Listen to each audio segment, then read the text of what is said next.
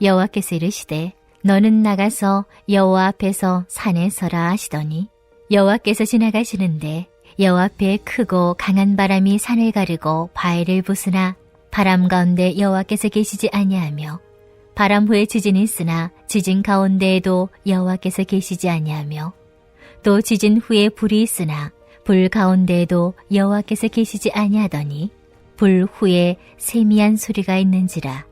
엘리야가 듣고 겉옷으로 얼굴을 가리고 나가 굴러기에 섬에 소리가 그에게 임하여 이르시되 엘리야야 내가 어찌하여 여기 있느냐.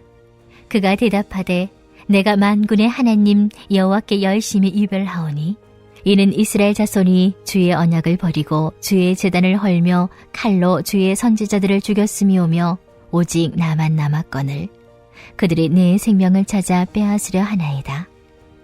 여호와께서 그에게 이르시되 너는 내 길을 돌이켜 광야를 통하여 다메섹에 가서 이르거든 하사엘에게 기름을 부어 아람의 왕이 되게 하고 너는 또 님시 아들 예후에게 기름을 부어 이스라엘의 왕이 되게 하고 또 아벨모올라 사밧의 아들 엘리사에게 기름을 부어 너를 대신하여 선지자가 되게 하라.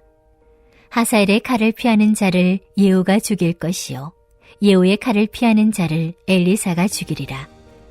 그러나 내가 이스라엘 가운데 7,000명을 남기리니 다 바알에게 무릎을 꿇지 아니하고 다 바알에게 입맞추지 아니한 자니라.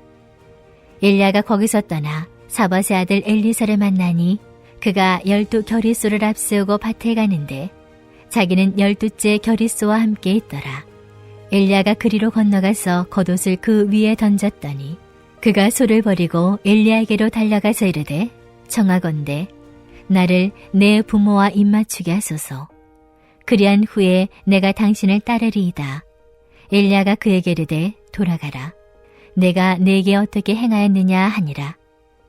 엘리사가 그를 떠나 돌아가서 한 겨리소를 가져다가 잡고 소의 기구를 불살라 그 고기를 삶아 백성에게 주어 먹게 하고 일어나 엘리야를 따르며 수종 들었더라.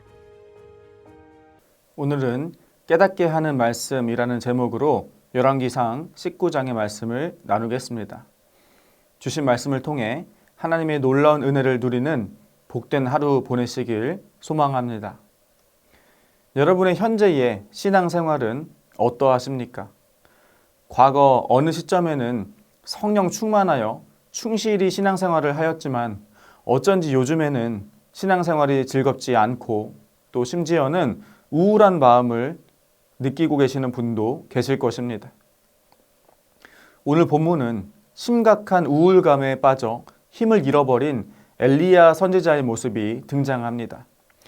얼마 전 엘리야는 갈멜산에서 거대한 영적 전투에서 승리하였습니다.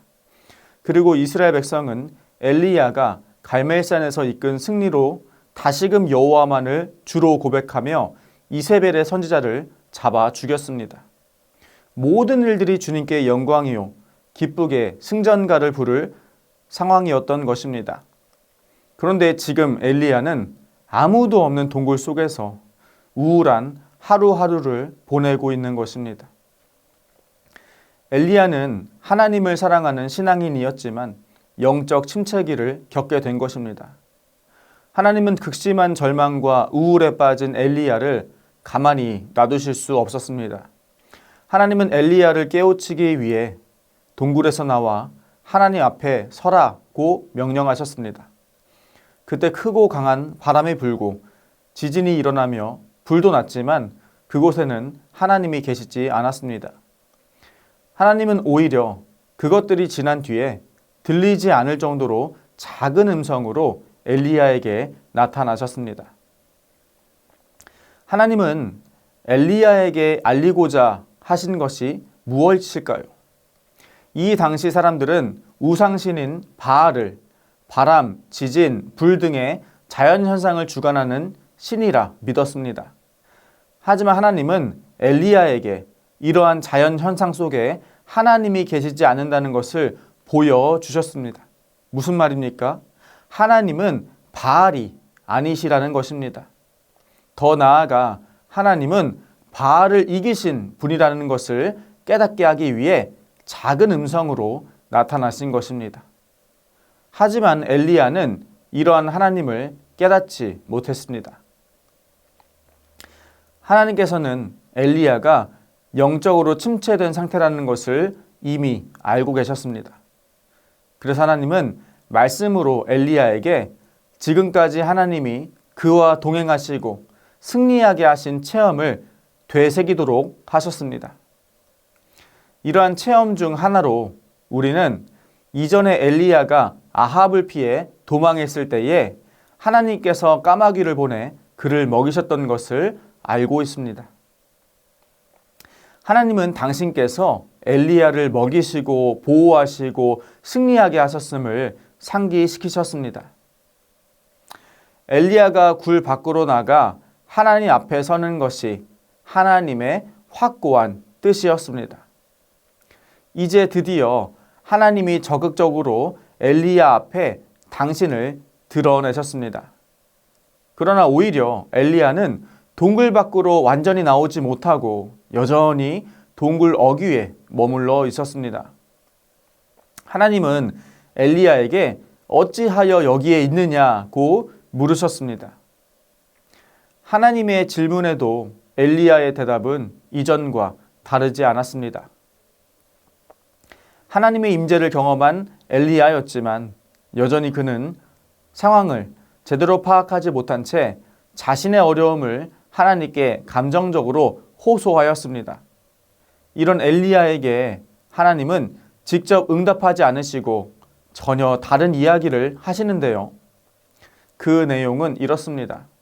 아람의 하사엘에게 기름을 부어 왕이 되게 하라. 예후에게 기름을 부어 이스라엘의 왕이 되게 하라. 엘리사에게 기름을 부어 선지자가 되게 하라. 이런 행위는 선지자가 해야 하는 중심 사역들입니다. 앞서 엘리야에게 하나님이 던지신 질문의 궁극적인 의도는 무엇인가요? 그것은 엘리야가 더 이상 동굴에 머물러서는 안 되며 다시 하나님의 일을 해야 한다는 것입니다. 그래서 하나님은 이제 엘리야에게 새로운 사역을 부여하시는 것입니다. 하나님은 새로운 사역을 통해 엘리야를 회복시키셨습니다. 우리는 엘리야의 호소에 세심히 반응하지 않고 새로운 사역을 부여하신 하나님을 오해하지 말아야 합니다. 하나님의 명령에 엘리야가 즉각적으로 움직이는데 이는 새로운 사역이 부여됨으로써 엘리야가 회복되었음을 보여주는 것입니다. 하나님은 3명의 다른 이들에게 기름 부음을 명하셨는데 엘리야의 새로운 사역은 후계 선지자 엘리사를 만나는 것으로 시작합니다. 엘리야가 하나님의 말씀을 통해 깨닫게 된 것은 무엇입니까? 그것은 엘리야가 모든 것을 다 할 필요는 없다는 것입니다. 엘리야는 전쟁에서 승리한 것이 아니라 전쟁 중에 일어나는 하나의 전투에서 승리했다는 것입니다. 그리고 이 거대한 영적 전쟁은 그의 후계자인 선지자 엘리사를 통해 승리하게 될 것이라는 것입니다.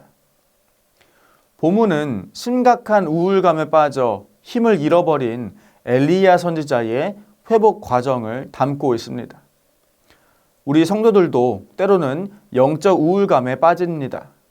엘리야가 갈멜산에서 승리한 이후에 침체기를 겪은 것처럼 성도들은 사역에서 크게 성공한 이후에 공허감이나 패배감을 경험할 수 있는 것입니다.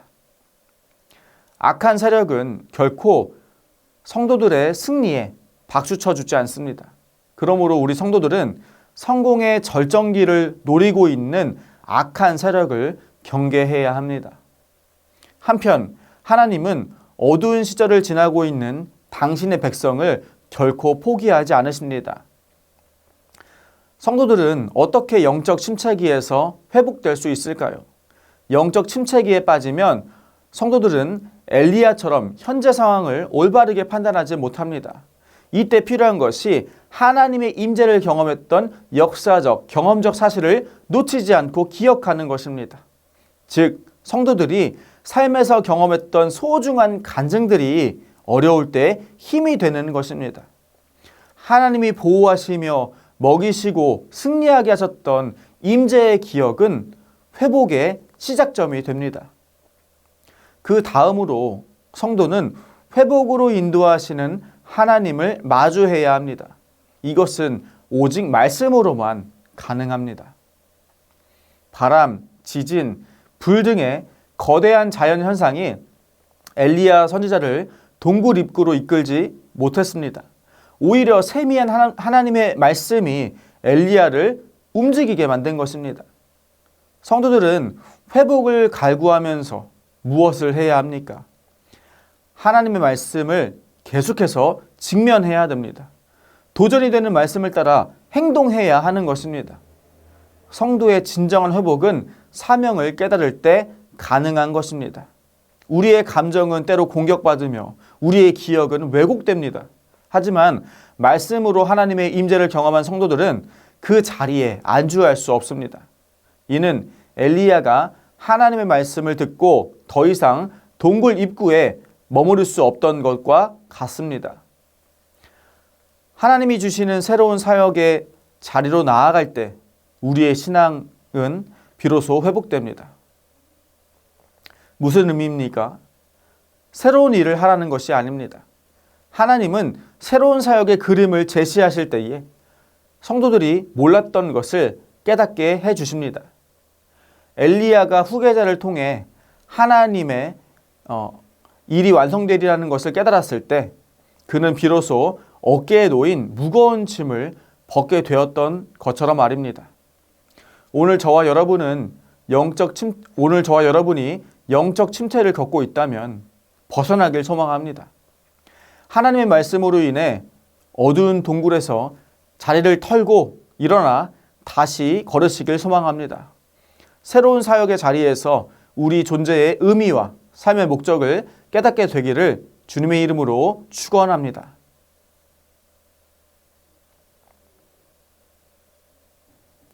우리 함께 이 시간 기도하기 원합니다. 첫째로 인생에서 알 수 없는 우울함이 찾아왔을 때 말씀으로 만나주시는 주님을 신뢰하며 나아가도록 함께 기도하시겠습니다. 둘째로 해외 선교사님들과 동촌교회, 개척교회 목사님들의 영육간의 강건함을 위해서 기도하시겠습니다.